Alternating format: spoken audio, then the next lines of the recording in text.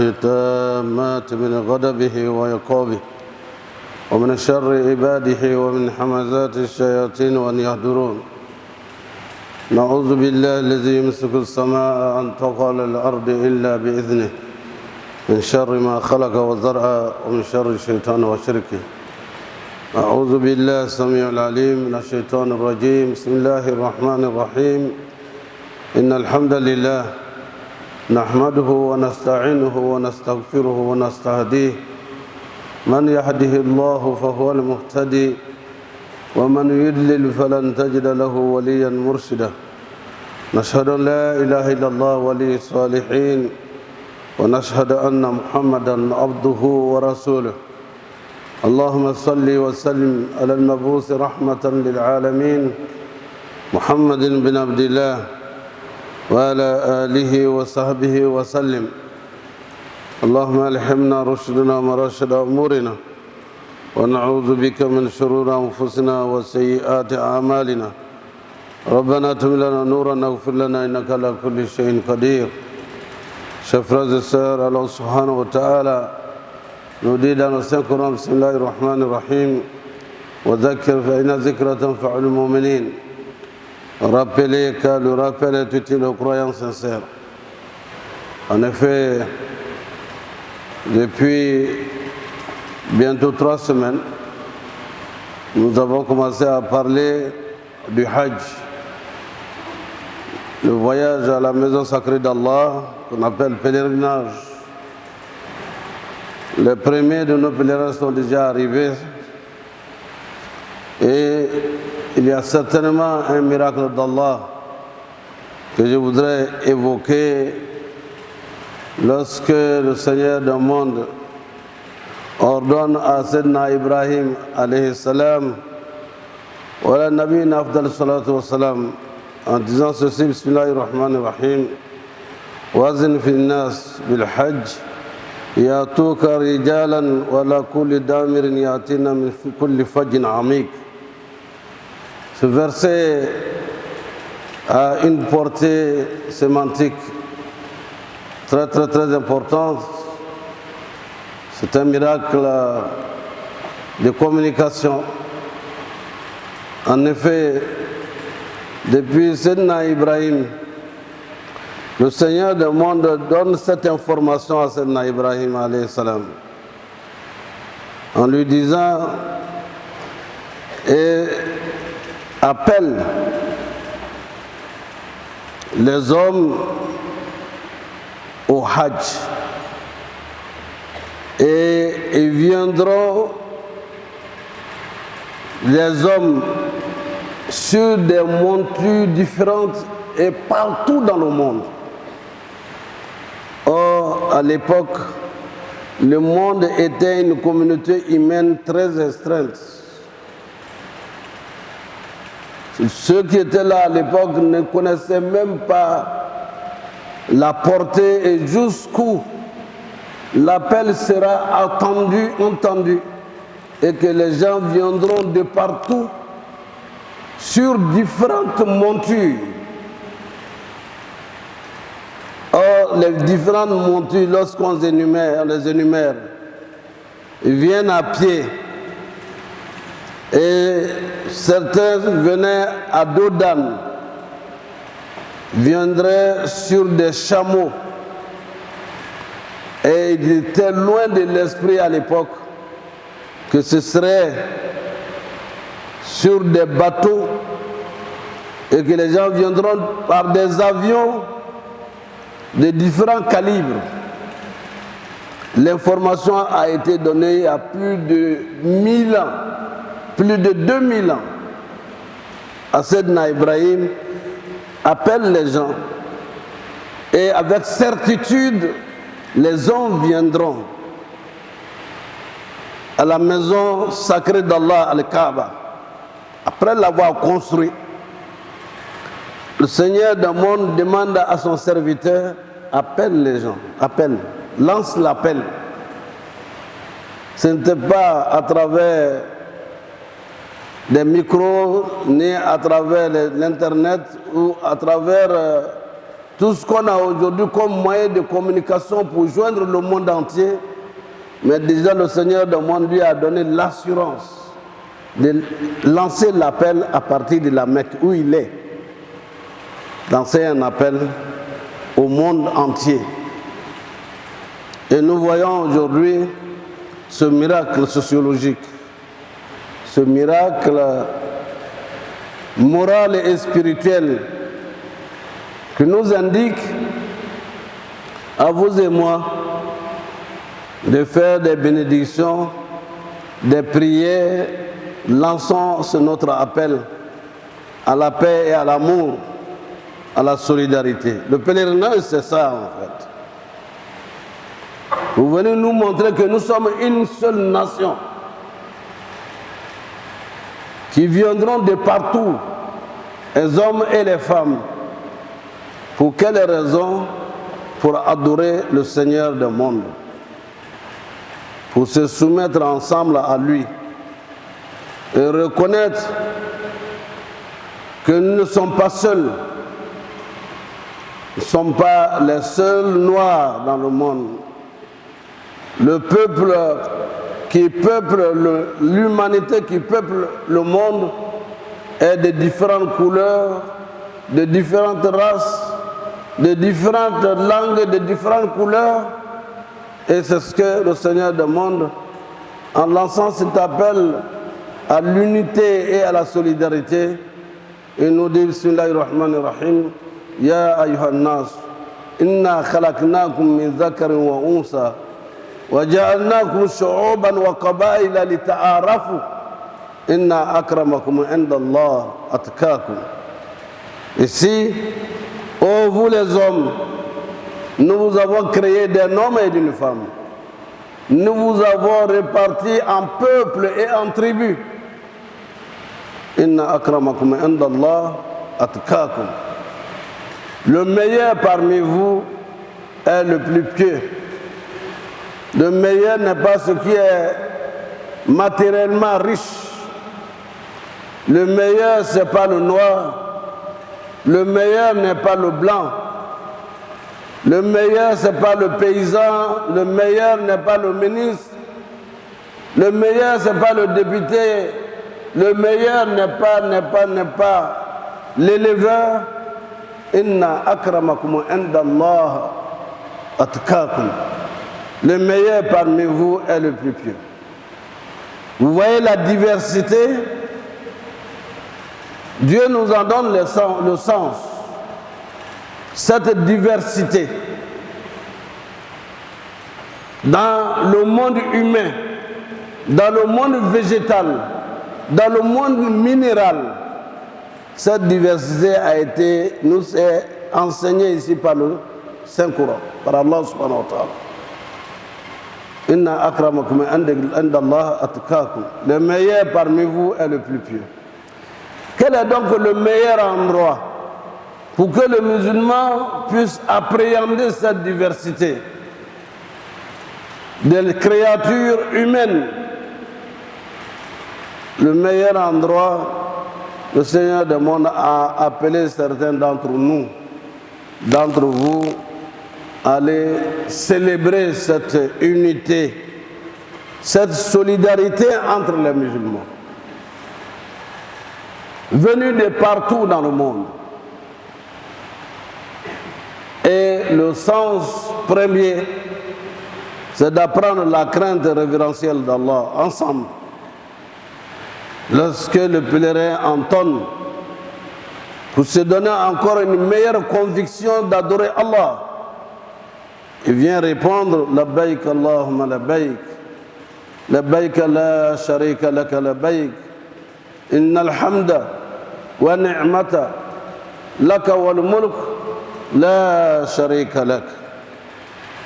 Ainsi, Allah subhanahu wa ta'ala, voilà ce qui est prescrit. Quiconque exalte les injonctions sacrées d'Allah s'inspire en effet de la piété de cœur, la piété de cœur.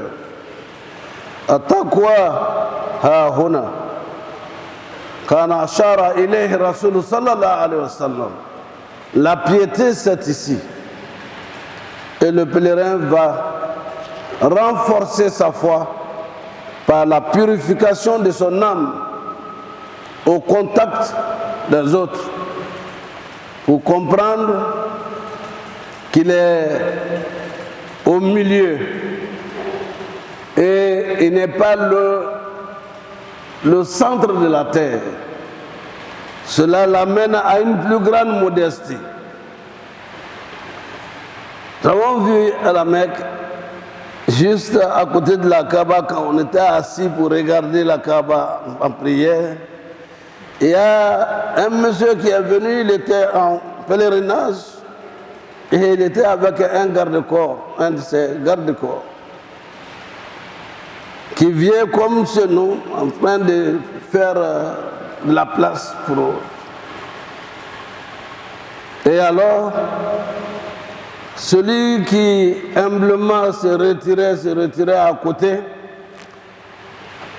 celui-là est ministre, mais l'autre là est le premier ministre de Bangladesh, qui se range comme un pèlerin de rien du tout, sans garde ni devant ni derrière. C'est ça le sens également de ce voyage. Se recroqueviller sur soi à la recherche de l'agrément d'Allah, la crainte d'Allah. Et si cela est, cette crainte d'Allah crée l'amour, la piété crée l'amour entre les musulmans. Parce que c'est une fraternité universelle. Le pèlerin s'en rend compte. Innamal mu'minuna ikhwa. Les mu'minoun, les croyants sincères ne peuvent être que des frères, quelle que soit la différence des langues qu'ils parlent ou les couleurs. C'est une unité de foi. Cette fraternité crée également la solidarité entre les frères et les sœurs qui se rencontrent. La joie sur le visage, se saluer par fraternité, par amour, et faire des bénédictions et des prières les uns pour les autres. Le Hajj est aussi une occasion, une opportunité pour le musulman de revivre la mémoire de nos ancêtres, les messagers qui ont précédé le prophète sallallahu alayhi wa sallam. Ils viennent pour revivre les traces, ceux qui sont passés avant nous. Parmi les messagers, les savants, les hommes pieux qui sont passés par là. Certains diront, notre grand-père nous parlait de ça ici, de telle chose, de telle chose. Ça donne de l'émotion et ça donne un excellent souvenir pour remercier encore davantage Allah de t'avoir donné l'opportunité d'être à côté de la maison sacrée qu'Allah a ordonné au messager Sayyidina Ibrahim alayhi salam de construire. Chers frères et sœurs, c'est aussi une opportunité importante pour se rappeler de ce grand moment de l'histoire humaine qui a vu la naissance du prophète Mohammed sallallahu alayhi wa sallam dans cette cité, et l'histoire des Qurayshites, l'histoire du messager d'Allah lorsqu'il a proclamé le message de l'islam. Il a été combattu, il a souffert. Vous êtes allé à Médine en avion, vous êtes venu en voiture climatisée. Le prophète l'a fait à pied, sallallahu alayhi wa sallam. Il l'a fait à pied. Et toi, tu l'as fait en quelques heures, lui, il l'a fait en une semaine, sinon plus. C'est à même de dire Alhamdulillahi Rabbil Alamin. Alhamdulillahi Allazi hadana li hadha wa ma kunna linahtadiya lawla an hadana Allah. Merci à Allah de m'avoir permis d'être ici et d'emprunter ce même chemin. N'eût été sa grâce et sa miséricorde, je ne serais pas là. Car vous êtes là-bas, vous n'êtes pas le plus beau de la terre, le plus nanti de la terre, le plus riche de la terre, de tous les musulmans. Il y en a qui ont les moyens, qui font tout pour y aller. Lorsque le moment arrive, je vais partir cette année, j'irai cette année.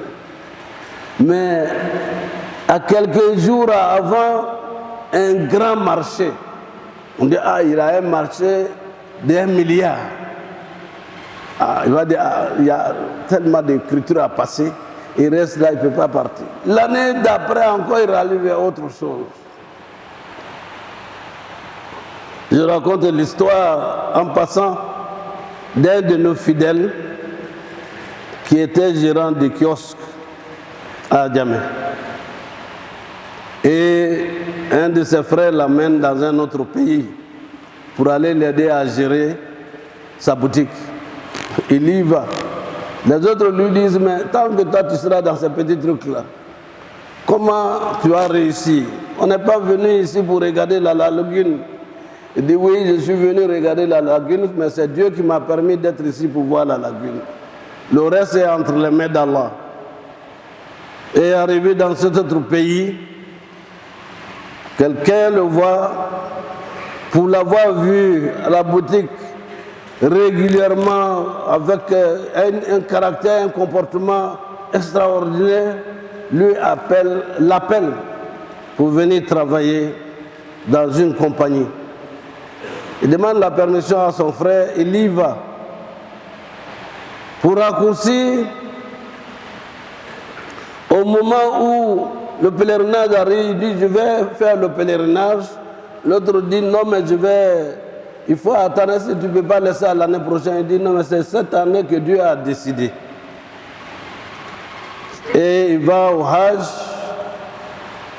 Et à son retour, c'est quelqu'un d'autre qui l'appelle pour un marché de logement d'1 milliard. Vendeur dans un kiosque, il se retrouve chaque année quand il vient pour dire, je remercie Allah. Je disais à mes amis et frères, laissez les trucs ici où vous ne vendez pas, vous ne faites rien, vous êtes riches et Dieu va vous demander des comptes. Je les appelle, il dit l'imam, je les appelle pour venir travailler avec moi. Je les paye et ils fixent leur salaire. Quand on respecte son engagement vis-à-vis d'Allah, Allah t'apporte ce à quoi tu ne t'entends pas. وَمَنْ يَتَقِ اللَّهَ يَجْعَلْ لَهُ مَخْرَجًا وَيَرْزُقْهُ مِنْ حَيْثُ لَا يَحْتَسِبُ. Celui qui craint Allah d'une crainte sincère, Allah lui donne une provision d'une direction qu'il n'avait jamais escomptée. Le pèlerinage, n'est-ce pas, le prophète Mohammed sallallahu alayhi wa sallam, sur ses traces, permet aux musulmans de savoir comment l'islam est parvenu, lui remercier Allah, sans avoir fait de djihad contre les ennemis de l'islam qui venaient attaquer les musulmans. Lui, l'islam sur un plateau d'or. Oui, je dis bien sur un plateau d'or. Né dans une famille musulmane, être musulman, savoir avoir la possibilité de se nourrir et de prendre sa famille en charge, c'est une bénédiction, une grâce d'Allah subhanahu wa ta'ala. Et pendant le Hajj, on continue de remercier Allah. Labbaik Allahumma labbaik, labbaik la sharika laka labbaik, innal hamda wa ni'mata laka wal mulk la sharika lak. Le pèlerinage aussi, c'est la démonstration de l'humilité et de la soumission à Allah. Lorsque vous pensez que vous savez, vous allez trouver quelqu'un à côté plus savant, mais dans une humilité extraordinaire, en train de s'écraser pour plaire à Allah, demander pardon à Allah, demander l'assistance d'Allah. Et ces pèlerins pieux, quand on monte sur leurs pieds, c'est eux qui demandent pardon. Et lorsqu'ils bousculent un autre, ils demandent pardon. Ils sont humbles et ne parlent pas d'eux et ne parlent pas de leur richesse. Chers amis, chers frères, il y a une épreuve de notre temps. Si on y fait attention, le pèlerin risque de perdre les mérites de son pèlerinage. C'est les portables. Étant à Médine, passez partout où vous êtes en train de prendre des photos. En train de prendre des photos. Ça fait que le pèlerin peut oublier pourquoi il est venu. C'est les souvenirs des photos qu'il veut montrer.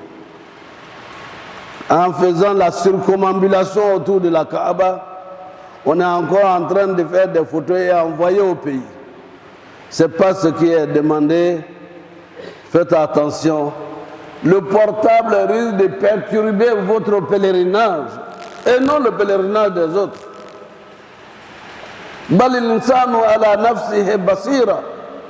Chacun de nous est témoin de ce qu'il est. Même s'il se donne des excuses lui-même pour expliquer, si je fais ça, c'est parce que. Il y a des reporters qui sont partis. Officiellement, c'est leur rôle. Al-Bayan est sur le champ du pèlerinage. De Médine à Arafat jusqu'au retour. Pour que tout le monde voit ce qui s'est passé. Faites attention. Cela peut vous perdre et perdre votre concentration. Le pèlerinage enseigne la tolérance, le respect de l'autre. C'est aussi l'abolition de la différence. C'est ce verset que j'ai cité dès le départ. Inna khalaqnakum min dhakarin wa unsa wa ja'alnakum shu'uban wa qaba'ila lita'arafu inna akramakum 'inda Allah wa atqakum. Qui est mieux que qui au Hajj? Personne. Si vous croyez nantis, vous êtes tous habillés de la même manière, tous en blanc. On ne sait donc pas qui a la plus grosse mallette et qui a le plus grand compte en banque. Vous êtes le fidèle, l'esclave devant le Seigneur du monde. Donc ce n'est pas le lieu de dire on va retourner au pays. Tu sais qui je suis? Oui, on sait qui tu es. Tu es le sperme qui a été transformé par Allah pour être un chromosome. Du chromosome, vous êtes ce qui est devenu un être humain qui a déféqué sur le dos de sa mère, qui a uriné sur le dos de sa mère, qui a grandi pour être ce qui est qui autre qu'un être humain. Celui que Allah a voulu qu'il vienne voir sa maison. Et celui qui dit, c'est parce que je suis. Tu oses me dire ça? Ben on verra à Abidjan. Vous serez surpris ce que Dieu vous réserve à Abidjan. Ce que Allah vous réserve à l'arrivée. Et de ceux-là, il y en a qui, arrivés à l'aéroport, ont dormi dans la voiture qui les amène à la maison. Pour les réveiller, ils sont déjà partis dans l'au-delà. Prendre en bonne santé, monter dans l'avion, rentrer dans la voiture qui est venue accueillir.